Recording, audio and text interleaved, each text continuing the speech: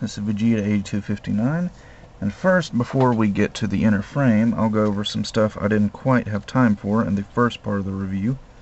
Namely, not really size comparisons, but I guess design comparisons.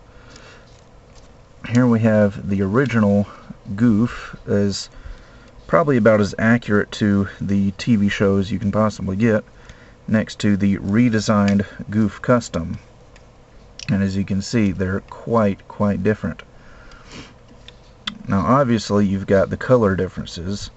Gouf Custom's got a lighter light blue and a darker dark blue, but you've also got many stylistic differences as well. Pretty much everything on the Gouf Custom has been redesigned, from the head, the shoulders, the torso, everything has been redesigned. They even got rid of the machine gun hand and just gave Gouf Custom a machine gun mounted on his arm. So yeah, you can see, get a shot of the legs. Basically the same mobile suit, only redesigned for the 8th MS team. Now, I would also like to compare him to the original Gouf model kit from 1980. And as you can see, other than the lack of articulation that this kit has, they're quite similar in, well, stylistically wise anyway.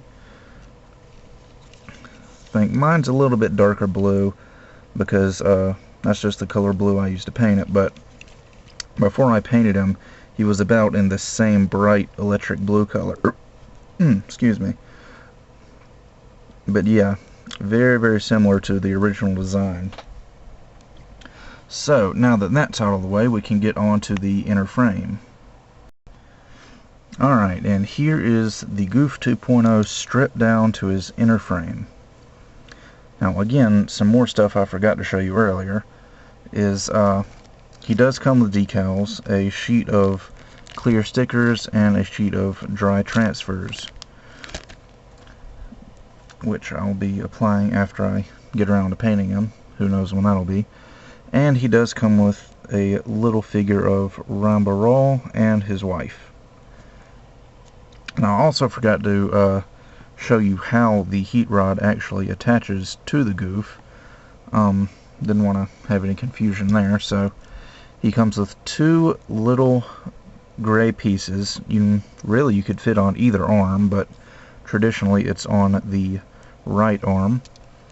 And the end of the heat rod has a little ball joint that just connects in there, and when all the armor's on, he'll have that little blue piece covering up that connector, and he just wields it like so, and it doesn't come off nearly as easy when he has his armor on.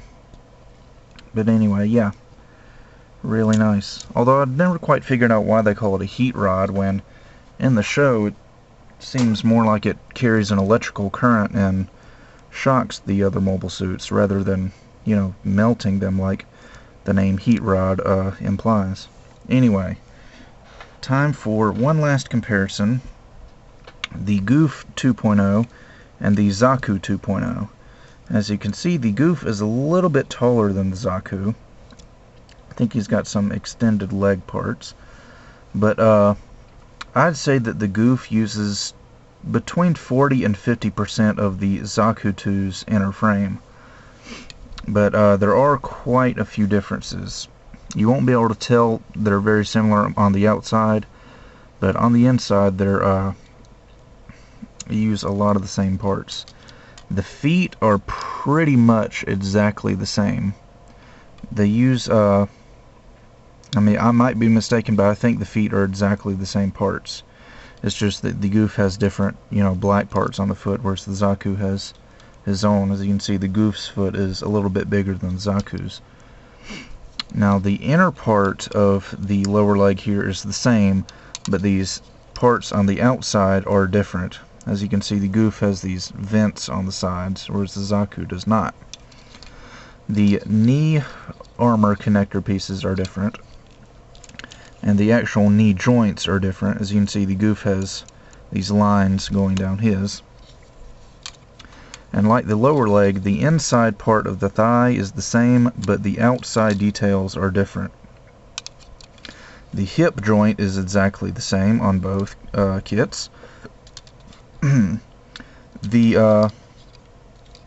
guess the crotch piece that connects to the legs is similar, but it is different. The Gouf has a little piece right here for his little energy cables, and the Zaku just has two little sockets for the ball joints for the front skirts.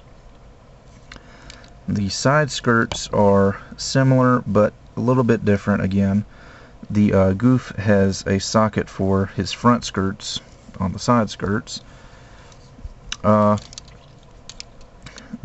back skirt here is it's a little bit different. It's practically the same, but the Gouf is slightly different. As you can tell, the backpack is quite different. The Gouf has a much larger backpack. Next up, the torso on the Gouf 2.0 is completely different than the Zaku's. It's, I don't think they share any pieces on the torso. Let's see, their shoulder joints, in fact, let me just pop this off. Their shoulder joints are exactly the same. However, the Zaku obviously has these connector parts for his shield, whereas the Gouf does not. And as you can see on their shoulder armor is a little bit different. The Gouf's is bigger and more pronounced. The heads are obviously different. Well, maybe not obviously, but the Zaku's head is a little bit smaller, and the Gouf has a longer snout, I guess. That's the best word I can use to describe it. Let's see, the arms are a little bit different.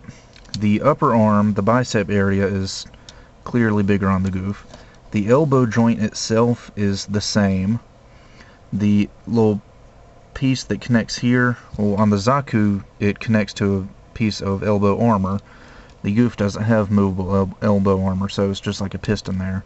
The lower armor is different, but the wrists and the hands are exactly the same, unless you have the machine gun hand connected on your Gouf.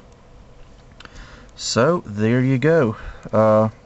Like I said earlier, about 40 to 50% the same on the inside, but on the outside completely different mobile suits. So that about does it for the Gouf 2.0's review, and I will see you guys next time.